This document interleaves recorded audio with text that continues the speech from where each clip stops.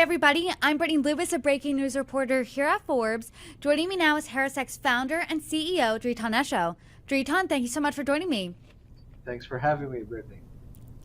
HarrisX has a poll about the ads from Super Bowl 59. Everyone was tuning in to arguably one of the best Super Bowls that have ever happened in almost 60 years. That's because my Eagles won. But a lot of people, if you're not from Philadelphia, if you're not a Kansas City fan, you were tuning in for the commercials. So what did people think about the ads?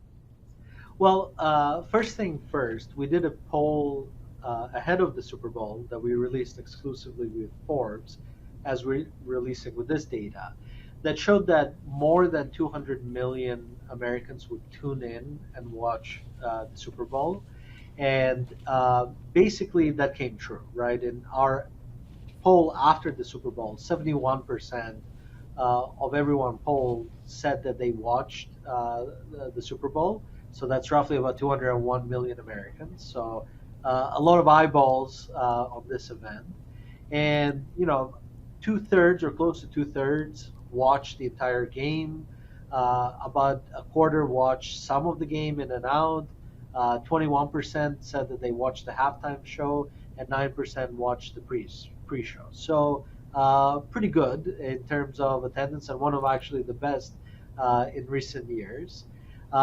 Like you, half of all Americans, 49% said that they were rooting for the Eagles. Only 22% said that they were rooting for the Kansas City Chiefs, and 29% said that they don't have a preference.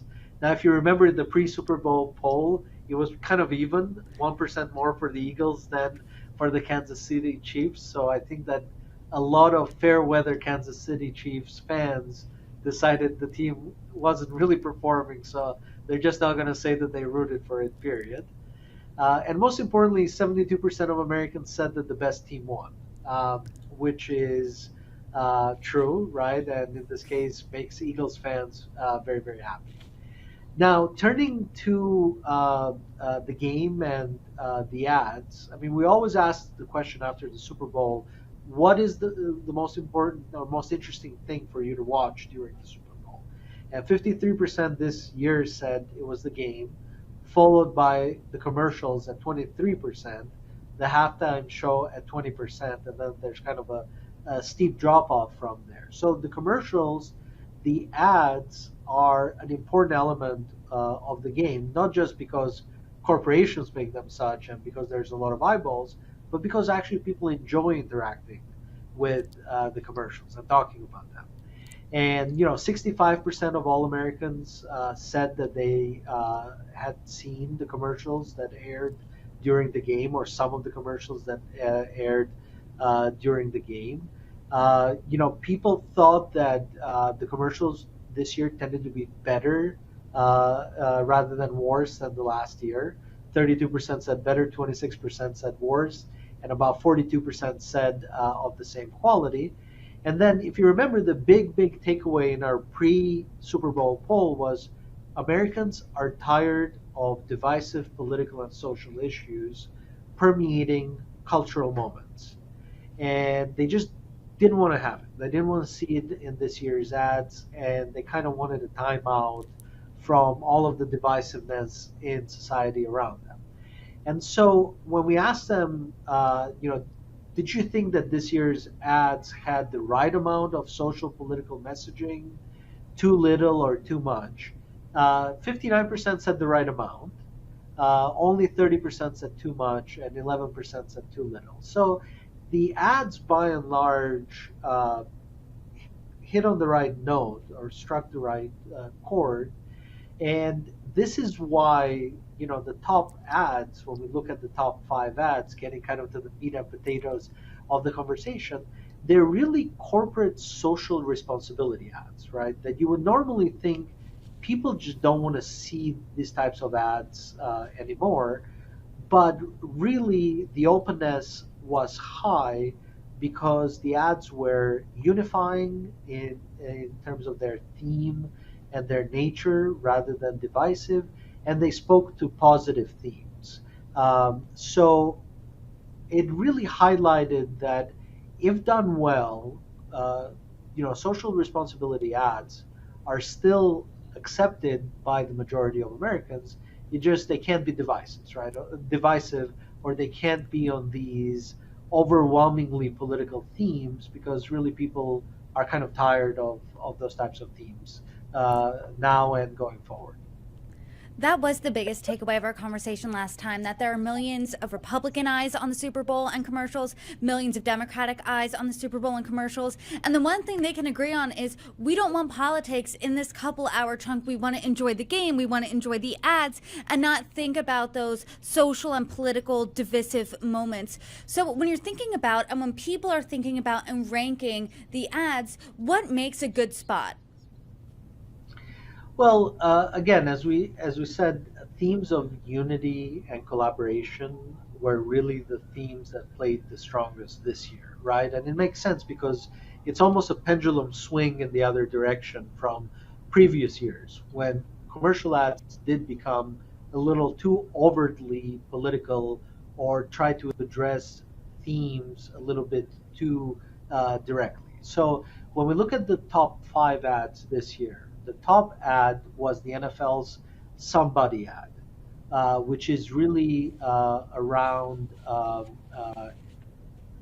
sports building identity and leading to great outcomes in life, right? And that was a unifying theme ad. Then the second one was Lay's Little Farmer ad. This was with the little girl that took a potato, planted it, so that she could grow more potatoes that could become chips, right, or Lay's. And again, it had a strong environmental theme. It had a strong, close to nature type theme, positive, unifying, something that people can relate to. The third best performing ad this year round was No Reason to Hate by the Foundation to Combat Anti-Semitism. And interestingly enough, this ad was the ad that performed the best with independent voters across the country.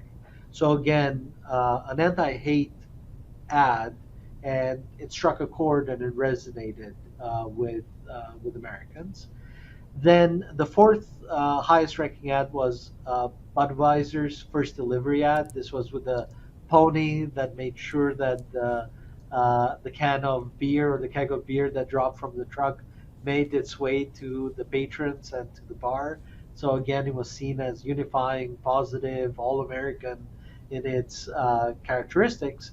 And then the last one was the What is Greatness ad, the faith-related ad by He Gets Us, the foundation that tends to run religious ads in not just the Super Bowl, but in many of Super Bowls. And again, it was a unifying theme that played the most strong. So you see there's a consistent veneer here around all of these ads, and really, corporate and social responsibility type themes emerged as the clear winners amongst the top 10 ads, right?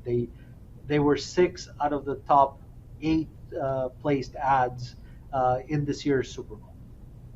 Aside from unity being one of these trends to making a successful ad, how much does brand recognition matter? Because when you're talking about the top 5, I heard names like Lay's, like the NFL, like Budweiser, and these are household names. So how much does that matter? How much does that resonate with viewers?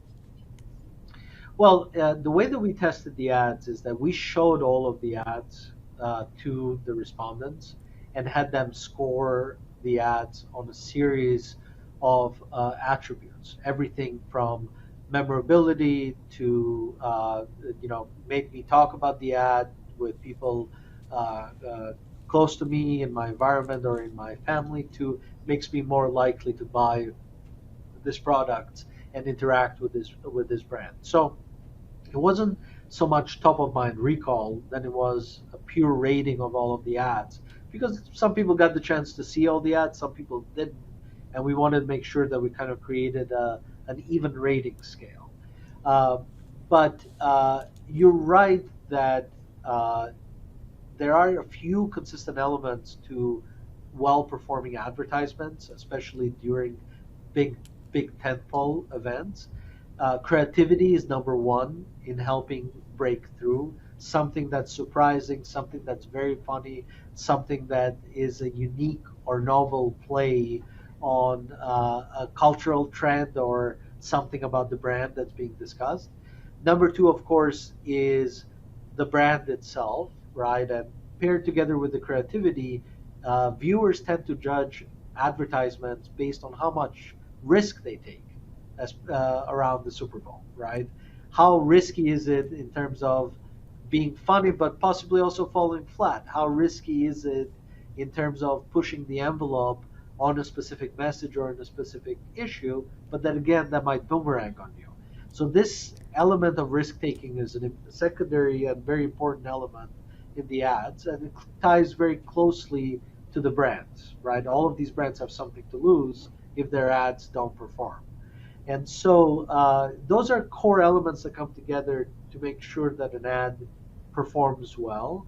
And what we're seeing is that when we look at key demographics, it's really the same ads that are also popping out for key demographics, right? So as we said, amongst all respondents, the NFL somebody ad performed the best. Uh, but for men, for example, it was Budweiser's first delivery ad, which was fourth ranked overall. For women, it was the Lay's Little Dreamer ad, which was second ranked overall. For parents, again, it was the NFL Somebody ad because it was unifying in their theme and talks about building character. For Gen Zers, it was the Budweiser first delivery ad. Millennials, it was Lay's. Gen Xers, it was the Foundation to Combat Anti-Semitism. No reason to add. Boomers, Lay's, again, Little Farmer. Uh, for those who are high income, it was the Pfizer ad, which was top 10 rated, but not in the top 5. And as we talked about, independents like the anti Semitism ad, Democrats like the NFL Somebody ad, and then Republicans like the What is Greatness ad. So you see it's consistently the same ads that are rating the best for multiple different demographics. And this tells you a lot about the quality of the ads this year and the fact that they had cross appeal, right, or wide ranging appeal amongst different and many demographics. Let's look at the flip side a little bit here, because if I was a company shelling out millions of dollars for a 30-second spot, I think my biggest fear would be people singing at a Super Bowl party and saying, I don't get it, after my ad played, them not understanding the humor. And HarrisX said this: there's a fine line between clever and confusing. So talk to us a little bit about the misses and what did they have in common?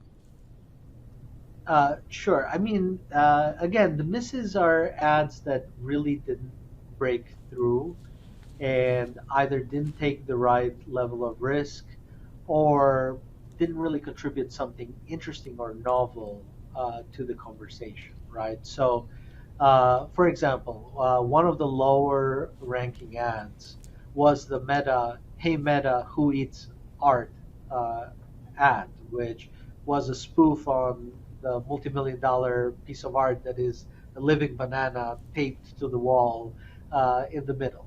And again, is it clever? Sure, but it's a little bit esoteric, right? Not everyone knows about that piece of art.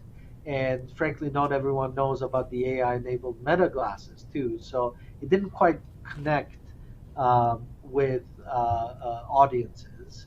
And another one was the Uber Eats and the DoorDash ads didn't quite really break through. They were 68 and 70 ranked respectively. Squarespace had ads about websites, about every business needing a website, that also didn't really quite break through. So I would say that all of these ads are great ads, right? This is the most competitive forum for advertising in the world.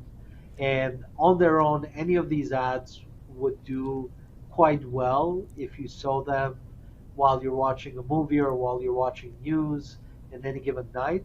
But in this kind of a competitive environment, there's clear winners and clear losers. And what we see with the losers is that either they didn't connect, or they didn't take risks, or they didn't really introduce anything new around the brand. When you're looking at the poll post Super Bowl, are there any other takeaways? Are there any other data points that surprised you or stood out to you? Well, we thought that the Super Bowl halftime show would be quite controversial, especially because there was a high degree of uncertainty as to whether or not uh, there would be a diss song in a very, very public forum, again, with 200 million unique eyeballs devoted to it. And actually, when it's all said and done, it was less controversial than people thought, or at least the public likes the music so much that they're willing to kind of glance over the more controversial elements of the songs and the halftime show.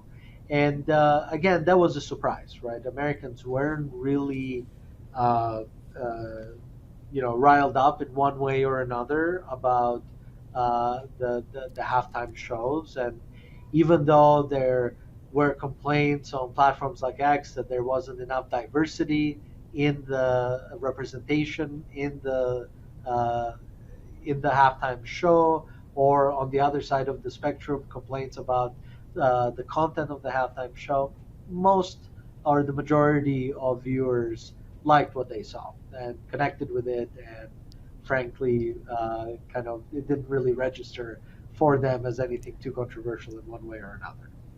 Well, I'm So sure Kendrick Lamar did well. Well, I'm sure Drake certainly doesn't like hearing that. But Sure. let's zoom out for just a little bit. When you're looking at what ads resonated with people, what ads didn't, when you're looking at these data points from the Super Bowl at large, what does that tell you really about the moment we're in right now? Because you did mention it seems like the pendulum is swinging back one way after it swung another a few years ago. But is there anything else that this tells you?